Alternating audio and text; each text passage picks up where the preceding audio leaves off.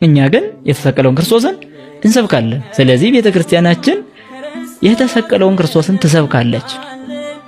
ብዙዎች ታዲያ የተሰቀለ ክርስቶስን መስበክ ማለት ስለ ቅዱሳን አለመናገር፣ ስለ እመቤታችን አለመናገር ይመስላቸዋል።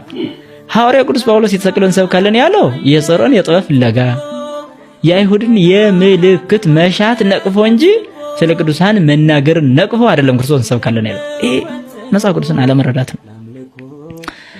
በሌላ አነጋገር ስለ ክርስቶስ የምንሰብከው በመጽሐፍ ቅዱስ ባለን ሕግ አይደል? መጽሐፍ ቅዱስ ራሱ ስለ ቅዱሳን ሲሰብክ ስናገኝ ደግሞ ምን ልንን እንችላለን? የሐዋርያት ሥራ ስለ ሐዋርያት ይሰብካል። ሌላ ስለማን ያወራል? ኦሪት ዘፍጥረት ስለ አብርሃም፣ ስለ ይስሐቅ፣ ስለ ያዕቆብ ይሰብካል መጽሐፍ ቅዱስ አይደል? ስለዚህ ስለ ቅዱሳንማ መስበክ ስለ እግዚአብሔር ብሎ በሃይማኖት በትዕግስት በፍቅር የኖሩትን ሰዎችማ መስበክ የመጽሐፍ ቅዱስም ታሪክ ነው። ስለዚህም ቤተክርስቲያን መጽሐፍ ቅዱሳዊት መሆኗ የሚያሳየው ስለ ቅዱሳን መናገሯ ነው። ስለ ቅዱሳን የማይናገር ቤተ እምነት እውነተኛ እምነት ሊሆን አይችልም። በእርግጥም ቅዱሳኑ በህይወታቸው የሚሰብኩት ራሱ ክርስቶስና ሌላ ምን አለ? ስለዚህ ስለ ቅዱሳን መስበክ እኮ ክርስቶስን መስበክ ነው ብለን ብንናገር አናፍርም። ለምን?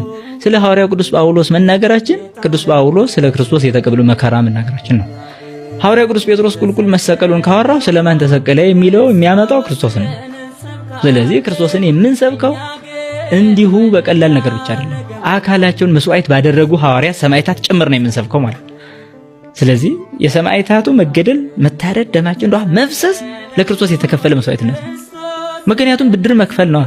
ሐዋርያው ቅዱስ ጳውሎስ ምን ብሏል? እግዚአብሔር አብ በልጁ መከራ አበደረን ይላል።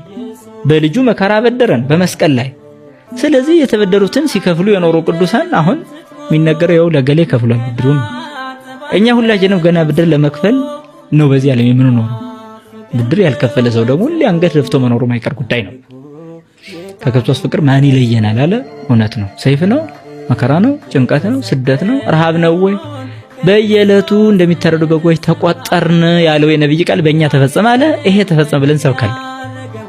ይሄን መስበካችን ክርስቶስን ከመስበክ ወደ ኋላ የሚያስብል አይደለም። ስለዚህ ቤተክርስቲያን ክርስቶስን እንዲህ እያለች ትሰብካለች።